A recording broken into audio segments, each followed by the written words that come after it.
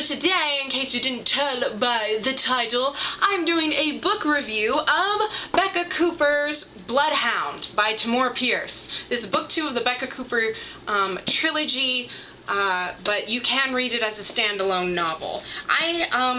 It's a prequel to all her Tortall books. In fact, because it's like one of the latest ones in the Tortall universe, I recommend you have read at least The Song of the Lioness Quartet. This is a better introduction to the world and how things work a little more than this is. This expected that you've read at least an entire quartet, if not all of the books beforehand. I've read almost all of her books. I haven't read The Trickster's Duology, which was released just before this one. I picked up Terrier, which is book 1, a while ago. Again, you don't have to read Terrier to do this because I don't remember almost anything in Terrier. Everything that you need to know that from Terrier is covered in the book. They explain it. Beka is the main character. She is a city guardswoman in her first year. Terrier is when she's in training, but she's in her first year in this book. And it's before, in case you don't know, in the Tortall universe, all of the books beforehand, it is very frowned upon for a woman to be a knight. That is the whole point of Alana, the First Adventure. That's not true in this because it takes place 200 years beforehand, back when female knights were common. They say that a lot. Well, that's just not done anymore. She met a female knight in book 1. So it's not frowned upon in this. The story follows when silver coins are being discovered as counterfeits or coals. Her and her temporary partner, who's one of her trainers, Goodwin, who is also a female guardswoman, are sent to another city. Also, another big plot point is that she picks up a scent hound because she spoke up for the abuse the handler was doing to the dog, which is pretty horrible what was happening to poor Chu. Poor Chu. So I give this a 4 out of 5 stars. It's really well done, but my main issue is the language. The language is very hard to follow because it's 2 years before any of the others. All the others take place after this quartet. This takes place 200 years before. So the language is difficult. There's a ton of, even the explanations of who the characters are is kind of hard to follow. So there's a cast of characters that's huge. There's a glossary, and there's also a second glossary for the terms used to train Chu the Scent Hound. But that's the only real thing that I don't like. The mystery pulls me back into it. It is a mystery. This is basically a crime book. And while some of the plot, it's kind of easy to call the plot. It's really easy to call the plot.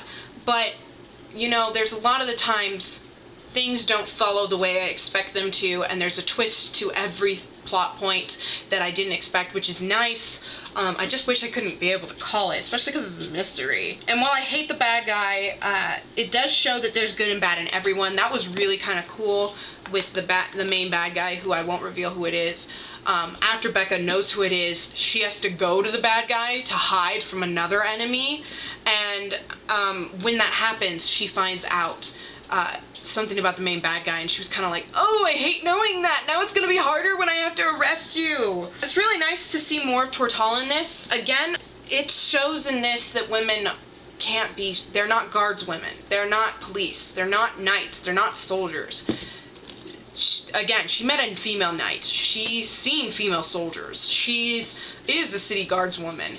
And in this book, it starts to go into just how slowly that happened. They start to show it, that there's this, well, it's kind of spoilerific how it happens, but how it happens is pretty intriguing, and it's very, very believable. That was really well done.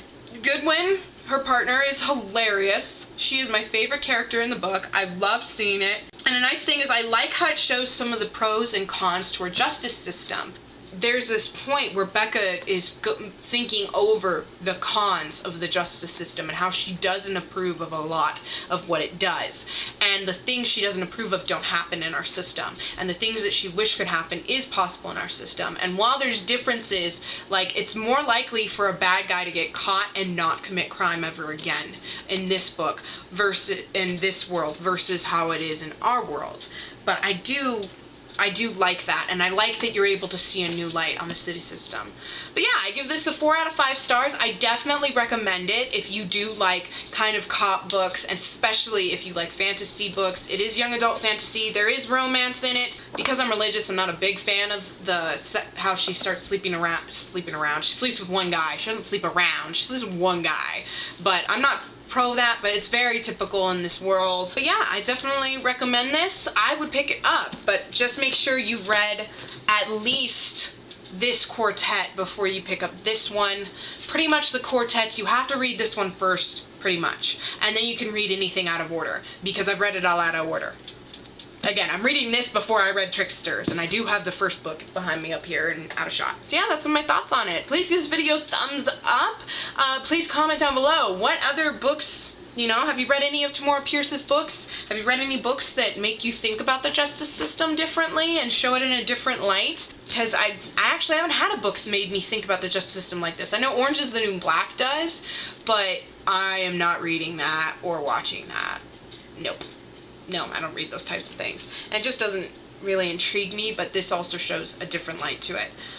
So yeah, and please subscribe. I got more videos coming. I will be reading Mastiff at some point. I may be rereading Terrier. If I reread Terrier before I read Mastiff, I will do a video about that too. I will do a video on Mastiff, and I'm probably, again, I have Trickster's Choice also, which is the first of the Trickster's duology, which was released just before this. So yeah, let me know if you want any more videos. Thanks for watching so much.